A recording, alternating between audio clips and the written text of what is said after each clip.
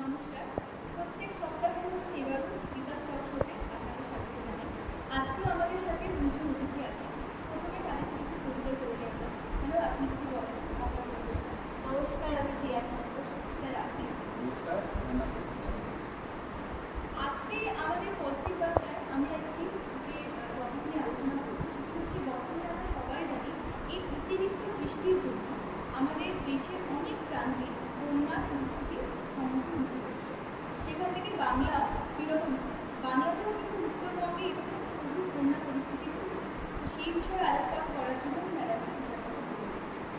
Madam আপনি যেটা বলছেন, বন্যার প্রধান কারণ যদি আমি দেখি, গ্লোবাল ওয়ার্মিং ও জলবায়ুর যে সাডেন পরিবর্তন হচ্ছে, এর কারণে কিন্তু আমাদের বৃষ্টিপাতের পরিমাণ প্রচুর পরিমাণে বেড়ে যাচ্ছে। তো এটা বন্যার একটা কারণ।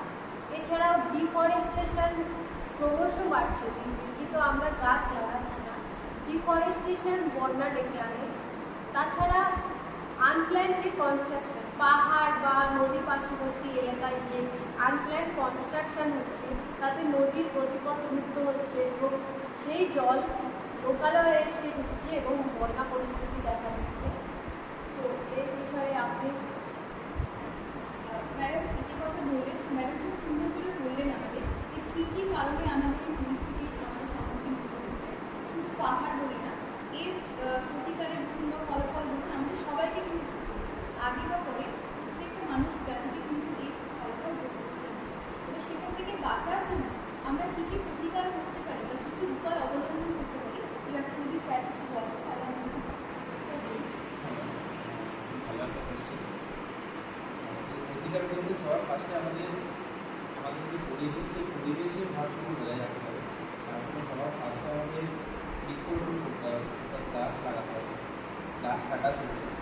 কারণ গাছ হচ্ছে আমাদের জীবনের মূল একটা কী বলবো যে একটা মূল একটা বিষয়।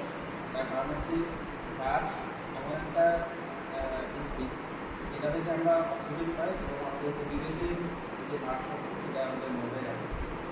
তো যে বন্যার যে কারণ যে ম্যাডাম যে কারণগুলো বললেন, সেটা প্রতিকার হিসাবে আমাদের হ্যাঁ, প্রতিকার বলতে আমাদের সবার ফার্স্টে গাছ লাগাতে হবে যাতে আমাদের পরিবেশের ভারসাম্য বজায় থাকে। ধন্যবাদ স্যার। আপনি যে কথাটি বললেন সেই কথাটি রেশ আমি একটি কথা বলতে চাই যে গাছ লাগানো শুধু নিজেরা লাগালেই হবে না, আমাদের পরবর্তী প্রজন্মকেও এই গাছ লাগানোর ব্যাপারে উদ্বুদ্ধ করতে হবে।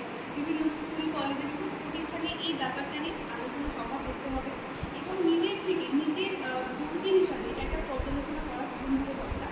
আর গাছ যে প্রাণ, গাছ একটি প্রাণ আমরা হয়তো ছোটোবেলায় পড়ে এসেছি, কিন্তু সেটি এখন বর্তমানে বাস্তব হয়ে দাঁড়িয়েছে। তো আজকে আমরা